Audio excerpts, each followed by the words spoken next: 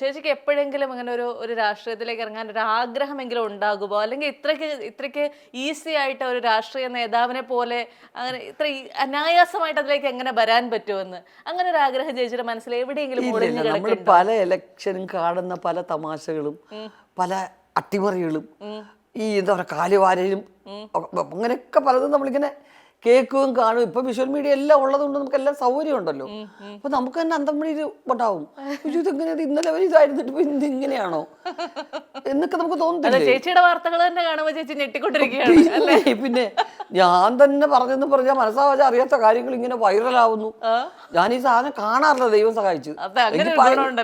എനിക്ക് അതുമായിട്ട് ഞാൻ പുസ്തകം വായിക്കാൻ അർദ്ധരാത്രി വരെ ഇരുന്നു ഇൻട്രസ്റ്റിംഗ് ആയിട്ട് വായിക്കും. ഇപ്പൊ ആത്രേകം വായിച്ചിട്ട് എനിക്കത് ആ പുസ്തകം താഴെ വയ്ക്കാൻ തോന്നില്ല. എനിക്ക് അത്രമാത്രം ഇഷ്ടപ്പെട്ടു പോയത്. അപ്പൊ അങ്ങനെ തോന്നും. പക്ഷെ ഒരിക്കലും ഒരു ഫോൺ കണ്ട് ഇതിനിടയ്ക്ക് ആരെങ്കിലും വിളിച്ചാലും ആ മടുപ്പ് എനിക്ക് ഉണ്ടാവുകയില്ല. ഇല്ലല്ലേ? ഞാനത് കാണൂല. അത് ചേച്ചിയുടെ ഭാഗ്യം ചേച്ചി. ഞങ്ങളൊക്കെ അതിൽ അഡിക്റ്റഡ് ആയി പോയി. ഒരു പുസ്തകം 4 പേജ് വായിക്കാൻ പറ്റുന്നില്ല, 4 മണിക്കൂർ ഫോണും വെച്ചോണ്ടിരിക്കാൻ ഒരു പ്രശ്നവും ഇല്ല. അത് അപ്പൊ ഞാൻ വിചാരിച്ചു ചേട്ടാ എനിക്കെന്താ ഇതിനൊരു ക്ഷമ തോന്നാത്ത. എല്ലാവരും യൂട്യൂബ് എടുക്കാൻ പഠിച്ചാൽ ഈ അടുത്ത സമയത്താ പാചക പ്രോഗ്രാം കാണാൻ.